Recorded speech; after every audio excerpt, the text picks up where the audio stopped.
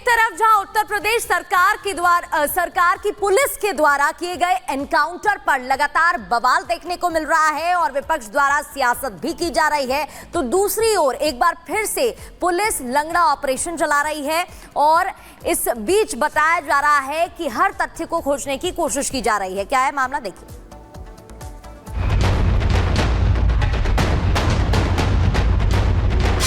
UP में बदमाशों के आए बुरे दिन।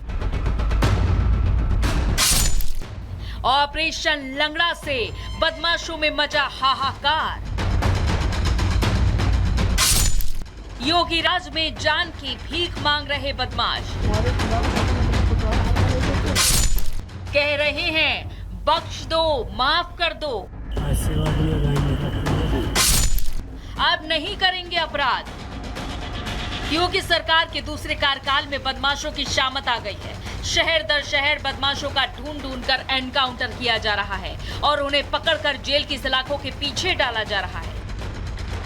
अब एक बार फिर मुजफ्फरनगर में पुलिस की गोली बोली तो बदमाश की पूरी अकड़ ठिकाने लग गई। देखिए कैसे ये बदमाश यूपी पुलिस के सामने गिड़गिड़ा रहा है, रहम की भीख मांग रहा है। आज से बाद में गाय नहीं काटूंगा। नहीं तो आज के पहले इंतजार कर रहे थे क्या काटने का? नहीं, अब से कोई भी गुनाह नहीं करूंगा। तुम्हारे खिलाफ कितने मुकदमे पता है? हर बार मुझे माफ कर दो। अरे मार दिए जाओ तुम मानोगे? मुझे माफ कर दो। चलो इशारा करो, गाड़ी वाले ले चलो। पुलिस के सामने हाथ जोड़कर रहम की गुहार लगा रहा ये बदमाश कोई छोटा मोटा बदमाश नहीं है। इसके गुनाहों की फहरिस्त काफी लंबी चौड़ी है। दरअसल हाथ जोड़कर रहम की गुहार लगा रहे इस बदमाश का नाम समरेज है, जो गौ तस्कर है और लंबे समय से मुजफ्फरनगर, बागपत और मेरठ की पुलिस की नाक पर इसने दम कर रखा था। इसके काले कारनामों की लिस्ट इतनी लंबी है कि बदमाश समरेज के खिलाफ मेरठ और बागपत जिले में 15 मुकदमे दर्ज हैं और ये गौ तस्करी की कई बड़ी वारदातों में शामिल है। लेकिन मुजफ्फरनगर पुलिस ने देर रात बुढ़ाना कोतवाली के मंडवाड़ा रोड पर एनकाउंटर करके बदमाश समरेज को धर दबोचा और उसके आतंक का अंत कर दिया।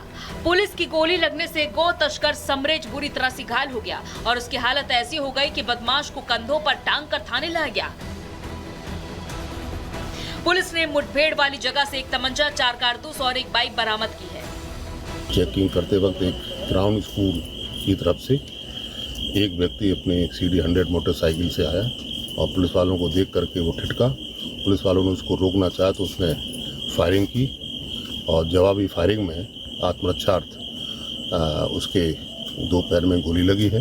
तो उसमें जुलाई में गौकशी में बातचीत चल रहा था और पुलिस मुठभेड़ में भी बातचीत चल रहा था।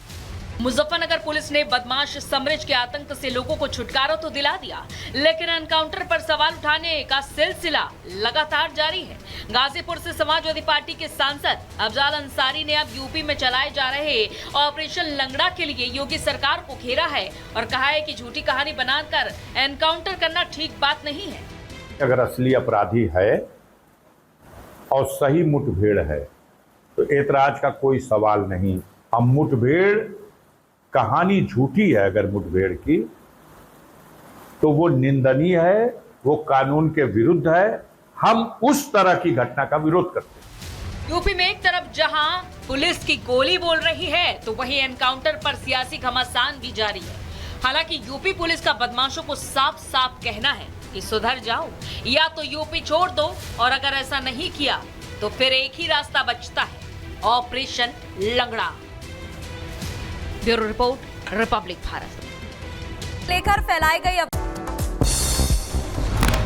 उत्तर प्रदेश के हाथरस में अंधविश्वास में बच्चे की हत्या, तरक्की पाने के लिए दी मासूम की बलि। बच्चे के शव को ठिकाने लगाने के लिए कार में लेकर घूमता रहा DL पब्लिक स्कूल का मैनेजर। तरक्की पाने के लिए दूसरी क्लास के बच्चे की गला दबाकर हत्या कर दी गई। स्कूल मैनेजर दिनेश बघेल को गिरफ्तार कर लिया गया। उसके साथ पिता तांत्रिक और 5 लोगों की गिरफ्तारी हो गई है।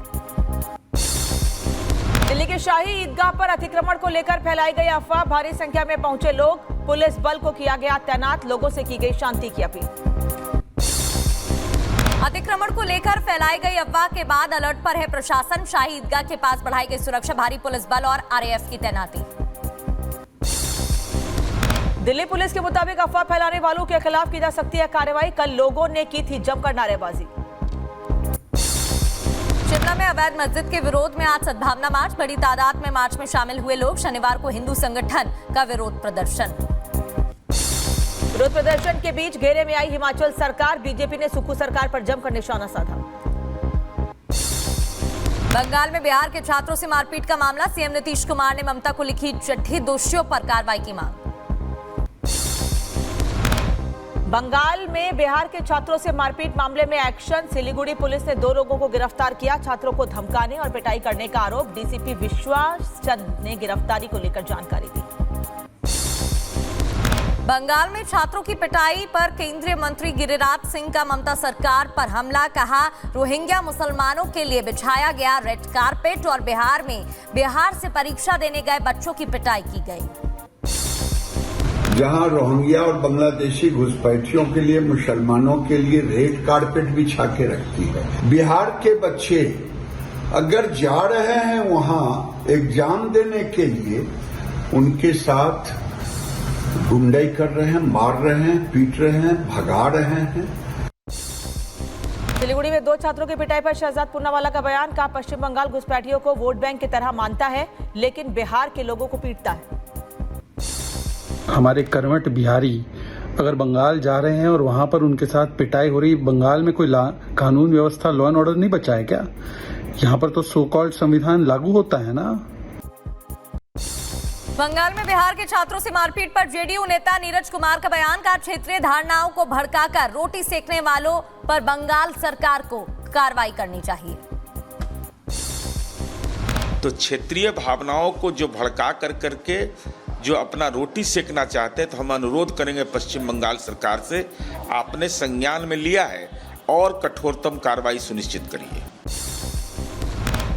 बंगाल में बिहार के छात्रों से मारपीट का बीजेपी का बयान इस पर आया है, कहा है कि बिहारी छात्रों के साथ हुई घटना दुर्भाग्यपूर्ण, सीएम ममता को लिखी गई है चिट्ठी, पत्र में कड़ी कार्रवाई की मांग की गई है। बिहार के छात्रों के साथ हुई है, यह बहुत ही दुर्भाग्यपूर्ण है। बिहार के माननीय मुख्यमंत्री श्री नीतीश कुमार जी ने ममता बनर्जी को पत्र लिखा है।